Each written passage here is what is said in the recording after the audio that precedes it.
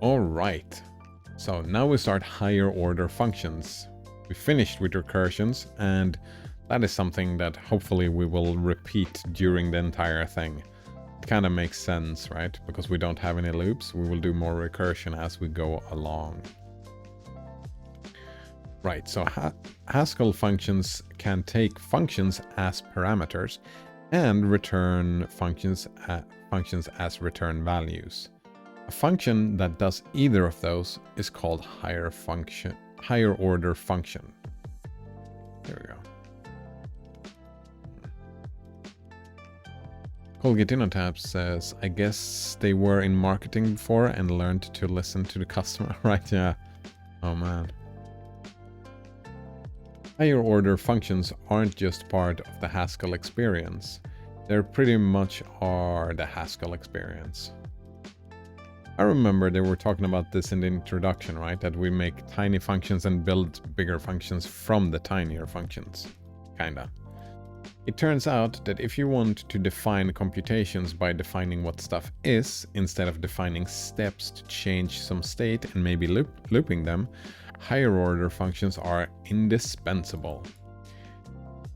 They are a really powerful way of solving problems and thinking about programs.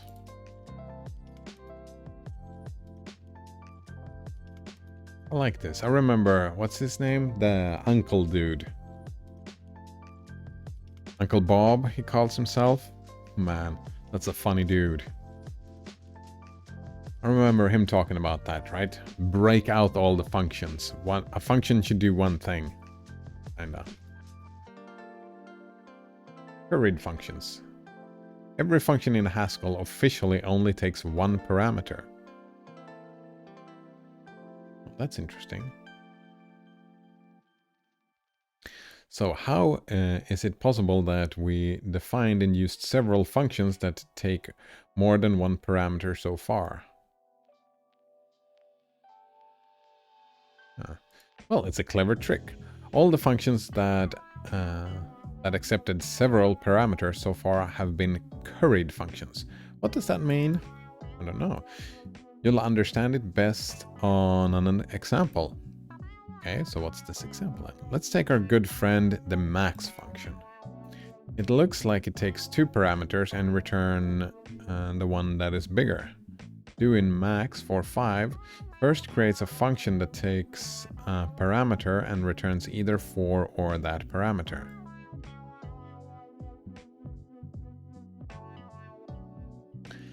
Oh.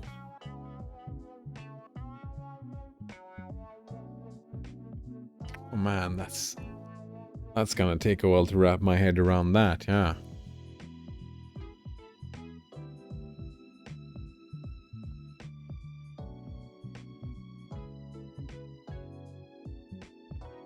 Right, depending on which is bigger. Then 5 is applied to that function, and that function produces our desired result. That sounds like a mouthful, but it's actually a really cool concept. The following two calls are equivalent.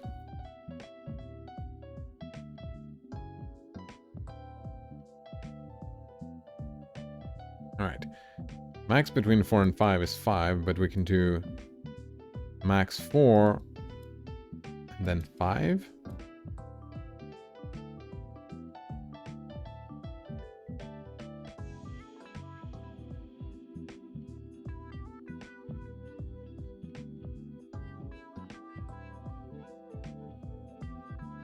Alright, so first, it creates a function that takes a parameter and either returns 4 or that parameter.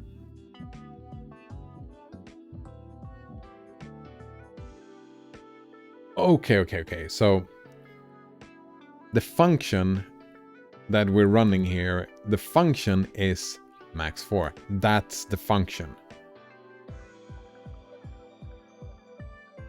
This is the function, and this is the parameter.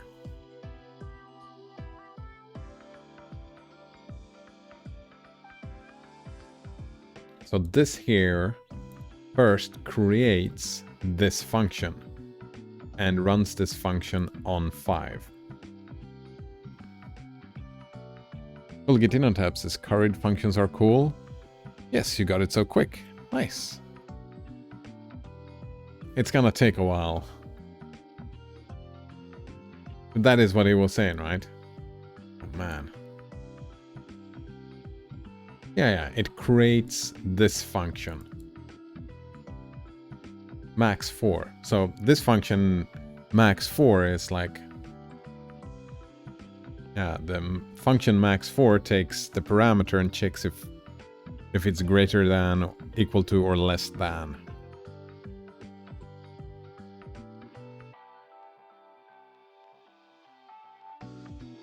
Four. Okay. The number is part of the function. Okay. Putting a space between two things is simply function application. Right? The space is sort of like an operator and it has the highest precedence. Let's examine the type of max. It is max, and it takes type class ord, and then it takes... Oh, is this when this starts to make sense when we think about curried functions?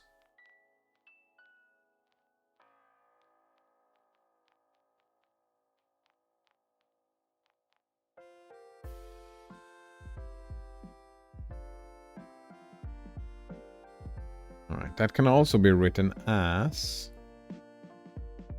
Right, we can throw in a parentheses right here. Tab says, yes, it all makes sense now. Not to me, but I'm assuming that it will start making sense when we grasp what's going on. This structure will make sense because we have curried functions.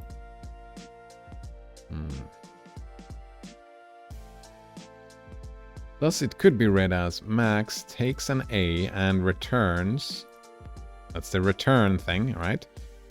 It takes an A and returns the new function. Right. So this here is this function. It returns... It returns... function that takes A and returns an A. How do we know, right?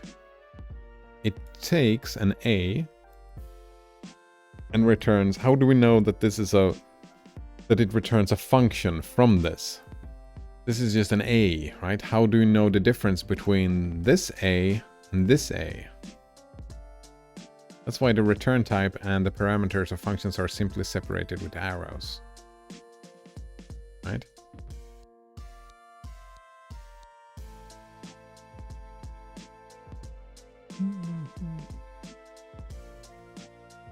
Tab says, be confused and consumed by Haskell's functional beauty.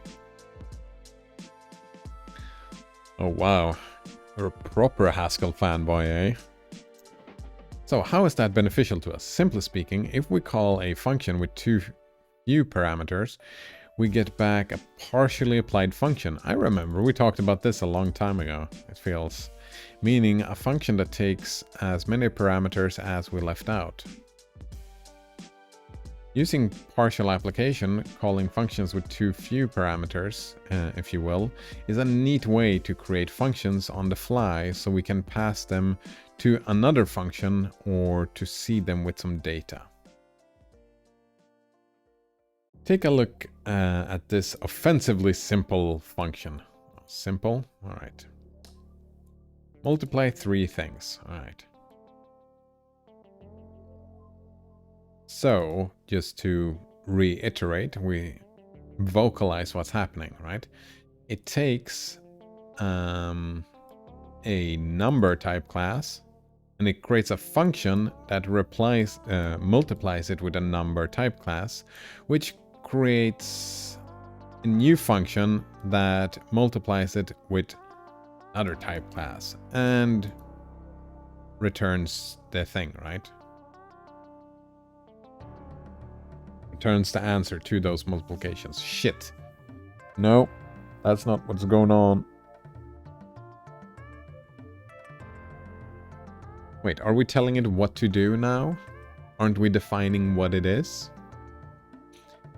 Takes an A and returns. Isn't that telling us what it is doing? We'll get in on tips. Yeah, sorry, I spoiled the partial application too early.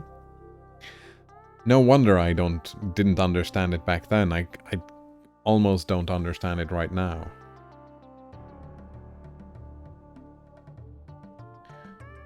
Right, what really happens when we do mult3 359? Right. Yeah, here we go. I like this setup. Right, we create this function here, and we multiply 3 with 5. And then we get the output, we get a new function that multiplies the answer, right? 15 by 9.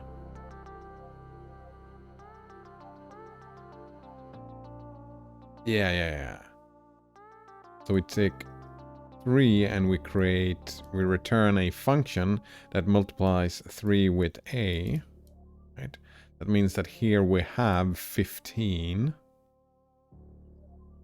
But we return a function that multiplies 15 with 9, and then we return...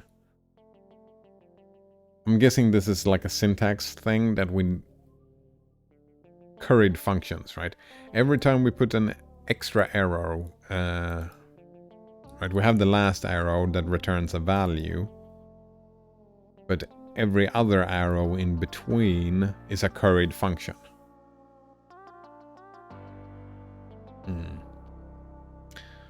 Right, first 3 is applied to mult3 because they're separated by a space. Yep. Boom. This creates a function that takes one parameter and returns a function. So then 5 is applied to that, which creates a function that will take the parameter and multiply it by 15 exactly. 9 is applied to that function, and the result is 135 or something. Remember that this function type could also be written as...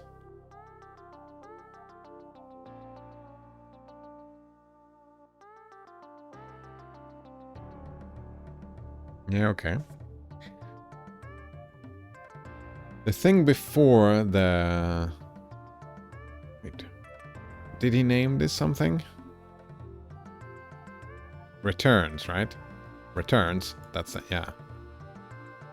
The thing that before the returns icon is the parameter that a function takes, and the thing after is what it returns. Right. Parameter return. Parameter return. Parameter return.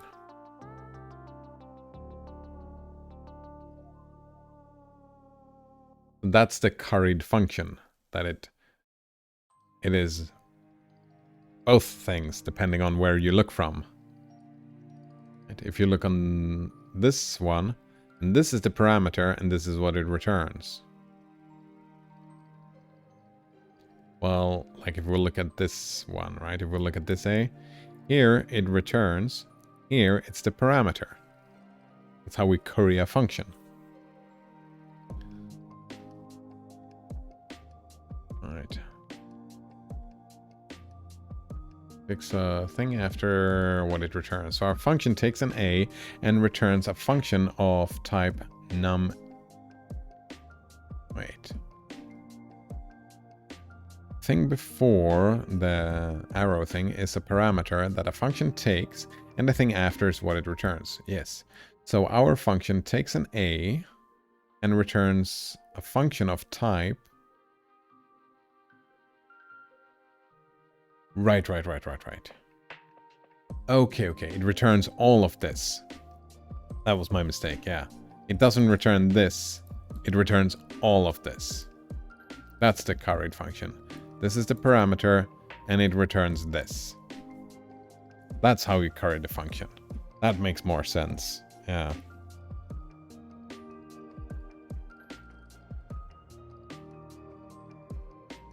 So, the best song ever, isn't it? Yeah. Similarly, this function takes an A and returns a function of type. Actually, the original is the best song ever. Similarly, this function takes a function and returns... Yep, and this function finally just takes an A and returns an A. Look at this. All right. Let mult2 with 9. Oh, damn it. Mult3 9.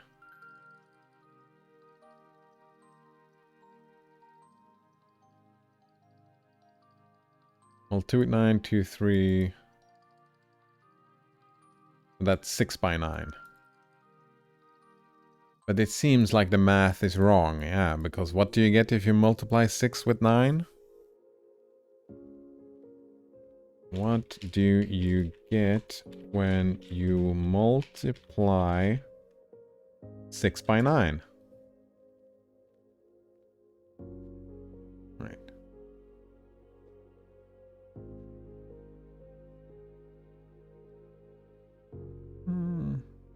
Where is it? Where's the answer? Oh shit, it's just a mess. But it's not 54. That's not.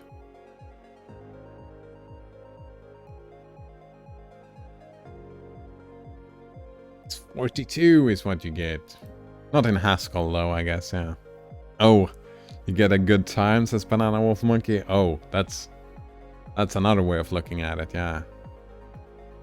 That's a good time. Actually, I haven't enjoyed the 69. It's not my favorite. It's funny that it's a number, but I don't know. Polgitinotab says the arrow, this arrow, where is it? Is right associative. So A into A into A is... Yeah, exactly.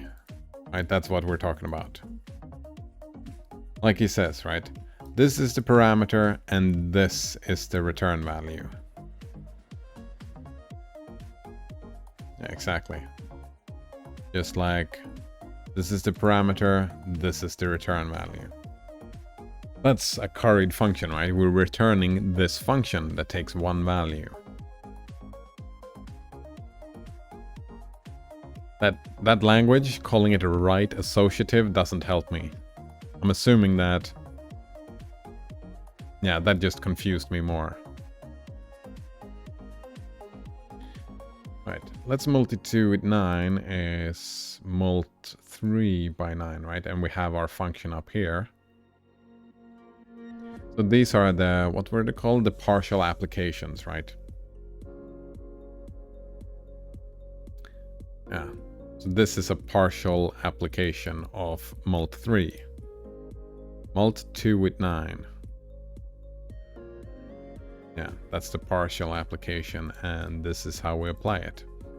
Right, let mult with 18, mult2 with 9, 2, and... Wait, and then we do another partial application. Because we return... Wait, where is it? Yeah, we return this function. Mult2 with 9. This function structure.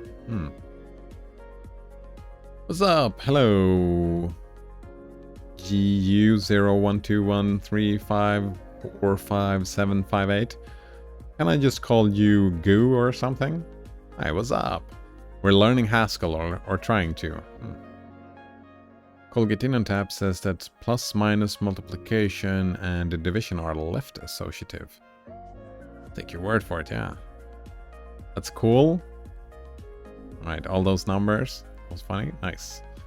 Alright. By calling functions with too few parameters, so to speak, we're creating new functions on the fly. Well, we're kind of not. But we don't have to. Or maybe we could. Yeah, we could create subfunctions. No. Right, what if we wanted to create a function that takes a number and compares it to 100? We could do something like this. Right, compare with 100. It has to be num and ord class type, yeah. Take A and we return an ordering. And those were the less than, greater than, equal to, right? Yeah. We compare x and compare 100 with x. Okay. If we call it with 99, it returns greater than. Simple stuff, okay? Notice that the x is on the right-hand side on both sides of the equation. Yeah? Now let's think about what compare 100 returns. It returns a function that takes a number and compares it with 100. Wow, isn't that the function we wanted? We can rewrite this as...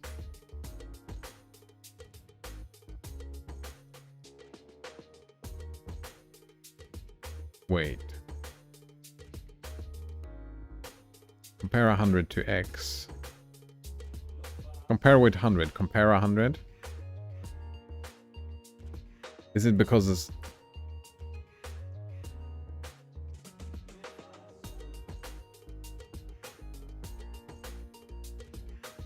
It just knows that we're using this a?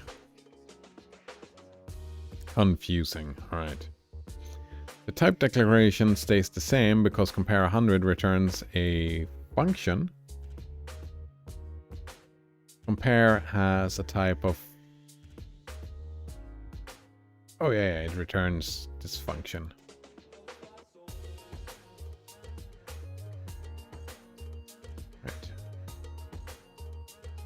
Right, it takes an ORD type class. It takes this and returns a function. Or it returns an ordering. And calling it with 100 returns... I'm losing it. Losing track of what's going on. Right, let's take a little bit of water.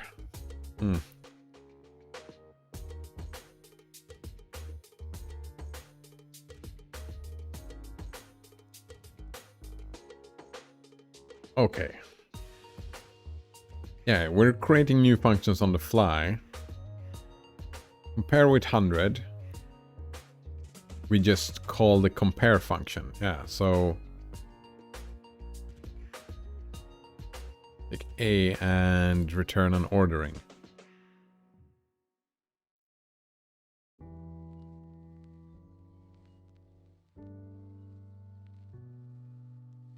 If we call 99, it returns greater than. Yeah, I mean, this all works. The x is on the right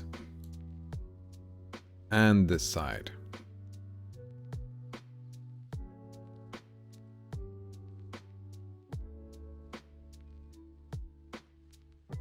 Right, compare with 100.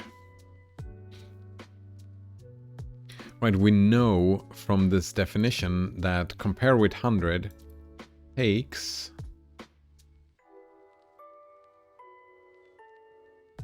We know that it takes something from these type class, right? Something that is a member of these type classes. We know that compare with 100 takes.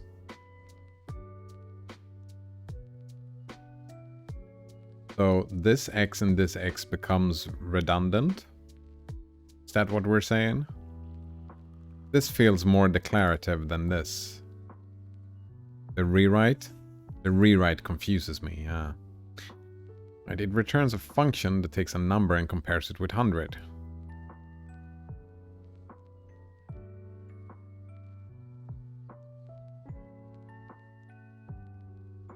Compare 100.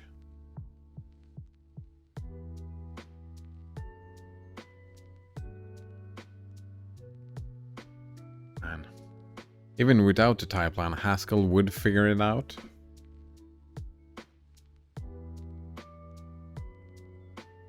Yeah, because of how compare works. This is all... yeah, that's what we're talking about, right? We're talking about higher order functions. So this function returns... Like we've been talking about. It returns a function. Which is... It feels a little bit hidden in here. Compare has a type of, yeah. Here we go. This thing It's hidden because, well, that's not what we're doing, right?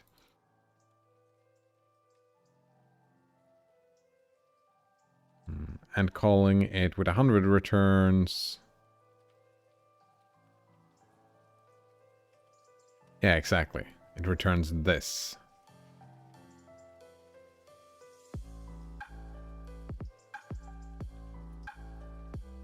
The additional class constraint sneaks up there because 100 is also part of the num type class. Oh, right.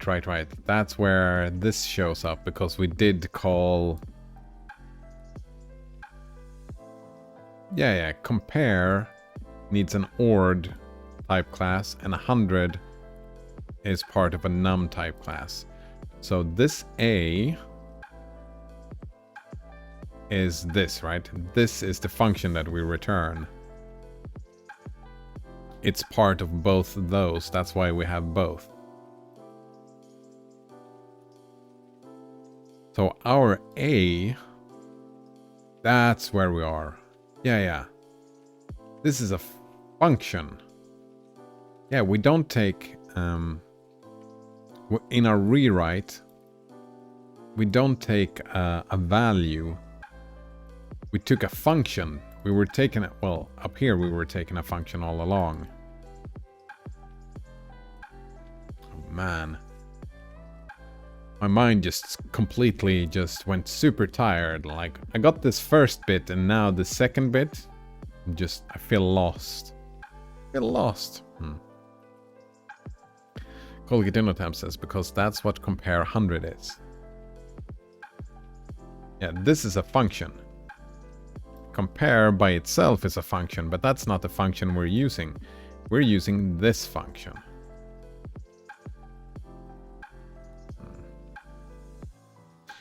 Yo, make sure you really understand how curried functions and partial applications work, because they're really important. Right. Right. We're talking about partial applications here. Right. So actually, I'm thinking that...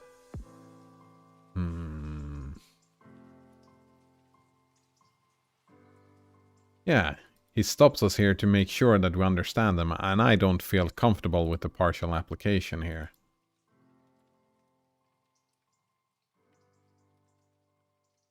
Kind of want to go over this one more time tomorrow. If this is so important.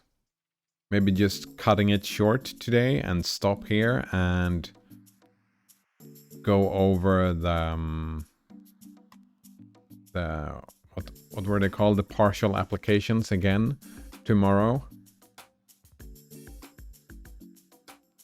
Play around with it a little bit. Yeah, and go on an early lunch for once. Let's do that. Yeah, let's do that. So thanks for hanging out today, and yeah, have a good one, and see you next time. Yeah.